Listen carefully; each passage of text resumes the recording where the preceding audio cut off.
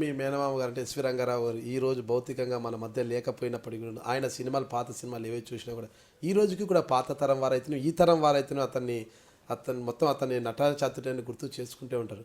అంటే దాన్ని ఏలూరు ప్రజలకు చిరస్థాయిగా అందించడానికి ఎలాంటి కార్యక్రమాలు అంటే ఏమైనా చేయబోతున్నారా? ఆయనకి నెక్స్ట్ ఇయర్ 100 సంవత్సరాలు ఆయన పుట్టినరోజు సందర్భంగా. ఎప్పుడండి పుట్టినరోజు? జూలై 3. జూలై 3 ఈజ్ ఆయన పుట్టినరోజు. జూలై 18 ఈజ్ ఆయన డెత్ డే. జూలై 3వ తారీఖున ఆయన జయంతి 100వ జయంతి సందర్భంగా మరి నెక్స్ట్ ఇయర్ ఒక బ్రహ్మాండమైన ప్లేస్లో, ఓ ప్రైవేట్ ప్లేస్లోనే కొని, బైపాస్ దగ్గర ఉన్నటువంటి ప్రైవేట్ ప్లేస్లో కొని ఒక బ్రహ్మాండమైనటువంటి విగ్రహం ఆయన. ఎందుకంటే భావి తరాల, భవిష్యత్ తరాల వాళ్ళందరికీ కూడా రంగారావు గారు ఒక డిక్షనరీ. ఆయన యాడ్ చేసిన సినిమాలు ఎప్పటికీ మిగిలిపోతాయి. కాకపోతే ఏలూరు వచ్చినటువంటి వాళ్ళకి ఏలూరు బడేటి వారి అల్లుడిగా ఆయనకు నా మేనమావగా చేయవలసిన బాధ్యత నా మీద ఉంది. కాబట్టి తప్పనిసరిగా అది ఎంత ఖర్చు అయినా కూడా ఆ ఫంక్షన్ గౌరవ ముఖ్యమంత్రి గారి చేతుల మీదుగానే దాన్ని నెక్స్ట్ ఇయర్ చేస్తాను కూడా ఈ సందర్భంగా తెలియజేస్తున్నాను. అంటే బడేటి అనేటివి మీకు టౌన్లో బడేటి వీధి, బడేటి పార్కు, బడేటి చౌకు అనేటివి ఇవన్నీ చాలా ఉన్నాయన్నమాట. అంటే ఈ ఈ పేర్లన్నీ కూడా వాటికి అన్నిటికీ కూడా ఆ స్థలాలు, పార్క్ అయితేనేమచ్చు, బడేటి వీధి, ఏవైనా కూడా మీరు డొనేట్ చేశారా లేదంటే మీ ఫ్యామిలీకి ఉన్న పేరుతో వాళ్ళే పెట్టుకున్నారా? తాతగారు మొదటి నుంచి ఏ ఆస్తి సంపాదించినా కూడా ప్రతి ఆస్తిని కూడా ప్రజలకే ఇచ్చాడు ఆయన. ఆ రోజుల్లో మిషనరీ స్కూల్ బ్రిటిష్ వాళ్ళు అమ్మేస్తానంటే ఏంటంటే నేను చెప్పే విషయాలన్నీ కూడా లైబ్రరీలో పొందుపరిచిన విషయాలు. సుమారు 80,000 రూపాయలతో ఆ రోజుల్లో 10 ఎకరాల స్థలం అయినటువంటి కోటదెబ్బ మీద ఉన్నటువంటి స్కూల్ని ఆయన డబ్బు ప్లస్ ప్రజల సహకారంతో బ్రిటిష్ గవర్నమెంట్కి ఇచ్చి ఆ యొక్క స్కూల్, మిషనరీ స్కూల్ని, ఆయన చదువుకున్నటువంటి స్కూల్ని ఎత్తేస్తా అంటే దాన్ని స్వయంగా డబ్బులు కలెక్ట్ చేసి ఇచ్చి ఆయన ఆ స్కూల్ నిలబెట్టారు. ఇప్పటికీ ఆ స్కూలు ఉంది. అదే రకంగా ఆయన నిరంతరం, ఎందుకంటే చాలా పెద్ద లాయర్ అయినాడు, చాలా పెద్ద ఎలాగుండే అంటే ఆ రోజుల్లో రాజకీయాలు కూడా మోతే నారాయణరావు గారు, మోతేవారు అంతా జమీందారు కుటుంబానికి సంబంధించిన వాళ్ళు. వాళ్ళ మీద పోటీ చేసిన వాళ్ళ యొక్క పర్సనల్ కేసులన్నిటి కూడా ఆయన వాదించేవాడు. దట్స్ ఏ గ్రేట్ వండర్ నిజంగా. రాజకీయాల వరకు ఇది, కానీ రాజకీయాల్లో సర్వీసెస్ డిఫరెంట్గా ఉంటాయి తప్పితే వ్యక్తిగతాలుగా ఏ రోజున పోలే. అవన్నీ చూస్తుంటే నేను కూడా అందుకనే ఎవరైనా ఓటు అయిపోయినా కూడా వాళ్ళని వ్యక్తిగతంగా నేను చూడను. ఆ నైజాం కూడా నాకు మా తాతతండ్రుల దగ్గర నుంచి వచ్చింది. ఓటు హక్కు అనేది వాళ్ళ యొక్క ప్రాథమిక హక్కు. పనిచేయటం అనేది మన యొక్క బాధ్యత అనే సిస్టమ్ వాళ్ళు రాసుకున్నటువంటి లెటర్స్లో కానీ, లిటరేచర్లో కానీ, వాళ్ళ జీవితాల్లో కూడా అనుసరించారు. వాళ్ళు ఏదైతే మార్గాన్ని నిర్దేశించారో ఆ మార్గం ద్వారానే రాజకీయాల్లో ఉన్నంత వరకు ఆ మార్గాన్ని అనుసరిస్తాను. ఇప్పుడు మీరు నివాసం ఉంటున్న ఈ వీధిలో కూడా బడేటి వారి వీధి అని ఉంటుంది. అంటే ఇదంతా మీరు డొనేటా లేదంటే మీరు ఉన్నారు కాబట్టి? మా తాతగారే అసలు స్వయంగా చెప్పాను. ఆ రోజున ఆ ప్రాంతం నుంచి వచ్చి లాయర్ ప్రొఫెషన్ చేస్తూ కష్టపడి అయినా మరి ఆయన కేసులు వాదించిన డబ్బుతోనే ఈ యొక్క 2 హౌసెస్, ఇది ఆ పక్కన మా పెద్దనాన్నగారు హౌస్ ఉండేది పక్కదే, 2 కూడా ఆయన స్వయంగా కొని ఆ రోజుల్లో ఆయన అనేక సంస్థానాలకు అనేక రకాలుగా డొనేట్ చేసింది. అనేక గుళ్ళకు కానీ, ఆటలకు కానీ, చౌల్ట్రీస్కి కానీ, అనేక చోట్ల చాలా తక్కువ వయసు. అంటే నాకు టుడే ఐఎమ్ 53, అంటే నాకైనా 5 సంవత్సరాల చిన్న వయసులోనే ఆయన నరసాపురంలో కానీ కొన్ని చోట్ల పోతుంటే అక్కడ కూడా 1935 బడేటి వెంకటరామ నాయుడు ఓపెన్. ఆయన సర్వీస్ చేసినంత కాలంలో కూడా ఏదో పని ప్రతిరోజు నిత్యం రేపు నేను ఉంటానా లేదా అన్నట్టు చేసినట్టుగా చేశాడు ఆయన చూస్తుంటే. అలాగే మా ఫాదర్ కూడా అదే రకంగా చేశారు. అందుకనే నేను కూడా ఎక్కడ కూడా పని విషయంలో ఎక్కడ వాయిదా అయ్యాను.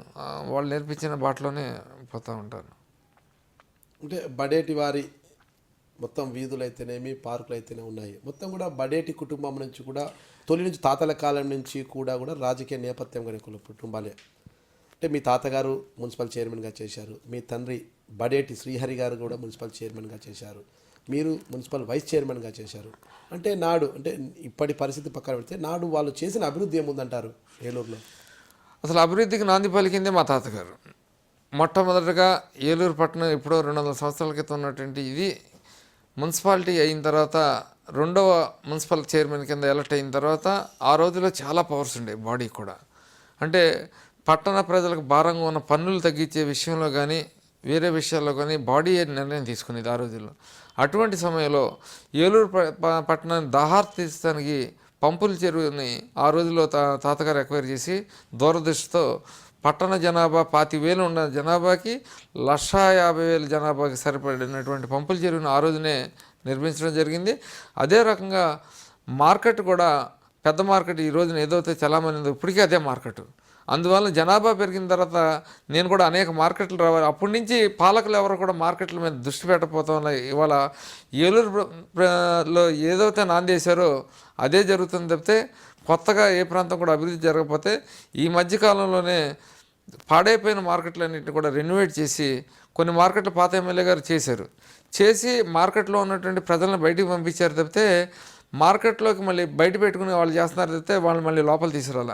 అవన్నీ ప్రభుత్వం దృష్టికి తీసిపోయి వాళ్ళకి రేట్లు చాలా ఎక్కువగా ఉంటే రేట్లు తగ్గించి అద్దెలు తగ్గించి మార్కెట్లో ఉన్నటువంటి వాళ్ళు ఈ పళ్ళు కానీ కూరగాయలు కానీ ఫిషెస్ కానీ ఇవన్నీ కూడా వీళ్ళు వ్యాపారం చేసి మనకి ఎక్కువ అద్దె కడితే ప్రజలకు భారం అవుతుంది, వీళ్ళు అద్దె తగ్గిస్తే ప్రజల లోటు తగ్గుతుంది, వీళ్ళు అద్దె కట్టలేక బయట వ్యాపారం చేస్తున్నారు. అయినప్పటికీ పాలకులు శ్రద్ధ లేకపోవడం వల్ల కొద్దిగా లేట్ అయింది. నేను వచ్చిన వెంటనే ఇమీడియట్గా 3 మార్కెట్లు కూడా లోపల పంపించిన విషయం ప్రజలందరికీ తెలిసిందే. అసలు మీరు రాజకీయాల్లోకి ఎవరు స్ఫూర్తితో వచ్చారు? నేను రాజకీయాల్లోకి వచ్చింది మా నాన్నగారు, మా తాతగారి గురించి ఎన్నో మా నాన్నగారిని చూసా స్వయంగా. రాజకీయాల్లోకి వచ్చేటప్పుడు తాతగారి జీవిత చరిత్ర చదువుకున్నాం.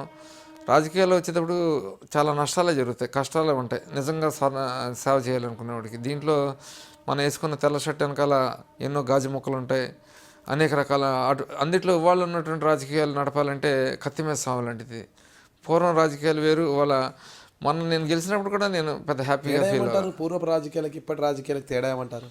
పూర్వం ఎవరైతే పనిచేశారో ప్రజలు చాలా బాగా మద్దతు ఇచ్చేవారు.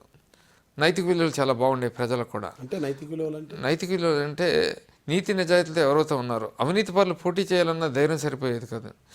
ఇవాళ నేను మొన్న ఎలక్షన్లో కూడా ఒకటి అన్నా, ఈరోజు గెలిచినా నాకు హ్యాపీ లేదు. ఎందుకంటే సరే ఒక్కొక్కరు ఒక్కొక్క రాజకీయ విధానం. జగన్ గారు పార్టీ పెట్టిన తర్వాత ఆ పార్టీ చరిత్ర మీద కూడా మాట్లాడా. ఒక అవినీతి పార్టీ, దొంగల పార్టీ, దోపిడీ పార్టీ పెట్టి ఆ పార్టీ మీద గెలుస్తాం కూడా ఒక గెలుపు కింద నేను భావించలేదు. ప్రజలకి నేను ఒకటే అన్నా, సరే ఏదో పార్టీ ఉంది కాబట్టి ఆ పార్టీ పెట్టారు, కులాలు మతాలు అడ్డం పట్టుకుని ఆ పార్టీ కొంతకాలం నడిపింది తప్పితే ఎల్లకాలం అది సాగదు. బై ఎలక్షన్లో నెగ్గిన తర్వాత ఆయన ఎక్కడికో పోయాడు, ఆయన ముఖ్యమంత్రి పీఠం మీద కన్నేసుకున్నాడు తప్పితే ప్రజలకి సేవ చేయాలని ఆలోచన లేదు.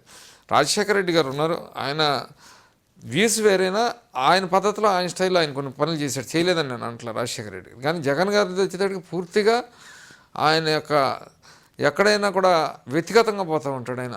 రాజశేఖర రెడ్డి గారు, చంద్రబాబు నాయుడు గారు అంతకాలం పరిపాలన చేసుకున్నా కూడా వ్యక్తిగత విమర్శలు ఏ రోజున పోలా. ఆయన సంబోధించే భాషలో కానీ ఇంకోటి కానీ ఇందాక మీరు అన్నట్టుగా జగన్ గారు ముఖ్యమంత్రి గారు ఎప్పుడైనా కూడా ఈవెన్ దో అసెంబ్లీలో కూడా జగన్ గారు పుట్టినరోజున ఆయన స్వయంగా ఆయన టేబుల్ దగ్గరికి వెళ్ళి శుభాకాంక్షలు చెప్పాడంటే ఆయన వయసుకు కూడా చిన్నవాడైనా ప్రతిపక్ష లీడర్కి ఆయన ఇచ్చిన విలువేంటో మీరు అర్థం చేసుకోవాలి. వాళ్ళు ఇష్టం వచ్చినట్టు పట్టుకుని ముఖ్యమంత్రిని చెప్పులతో కొట్టండి, చీపులతో కొట్టండి, నీకు దమ్ము ధైర్యం ఉంటే ప్రజలకు ఈ రకమైన మేలైన పనులు నేను చేస్తానని చెప్పి 5 సంవత్సరాలకు ఒకసారి ప్రజలు తీర్పిస్తారు. నువ్వు చెప్పినప్పుడల్లా ఎలక్షన్ రాదు. నువ్వు 5 సంవత్సరాలు అయిన తర్వాత నేను ఈ పనులు చేస్తాను రా, ఈ కెన్ ఫైట్. అంతేగాని నీకు 3 నెలలు జరగంతోటే 6 నెలలు జరగంతోటే ఈ ప్రభుత్వం మీద అసంతృప్తి వచ్చేసింది అని నువ్వు ఒక్కడ చెప్పుకుని ఒక పత్రిక పెట్టుకుని ఒక ఛానల్ పెట్టుకుని నువ్వు అడ్డదిడ్డంగా రాసుకుంటే ప్రజలు నమ్మే పరిస్థితి లేదు. నీ గ్రాఫ్ ఎంతగా పడిపోయిందంటే నీ ఎమ్మెల్యేలు ఎవరిని మేము పిలవకుండా ఆ రోజు అన్నారు వాళ్ళకి ఆ మంత్రి పదవులు ఇచ్చాం, వాళ్ళకి ఈ డబ్బులు ఇస్తామని కమిట్మెంట్ అని. ఏమైనా కమిట్మెంట్లు ఉండుంటే ఈరోజు వాళ్ళు బ్లాక్మెయిల్ చేసే పరిస్థితి వచ్చేది. ఎవరిని కూడా వస్తా అన్నటువంటి వాళ్ళందరినీ కూడా బలమైనటువంటి వ్యక్తులు మా పార్టీలో జాయిన్ చేసుకున్నాను తప్పితే ఎవరికి ఈ పదవులు ఇస్తామని మటుకు జాయిన్ చేసుకోవాలని చాలా స్పష్టంగా చెప్తున్నాను. దానికి నిదర్శనంగానే ఈ ప్రభుత్వం నడుస్తుంది కూడా.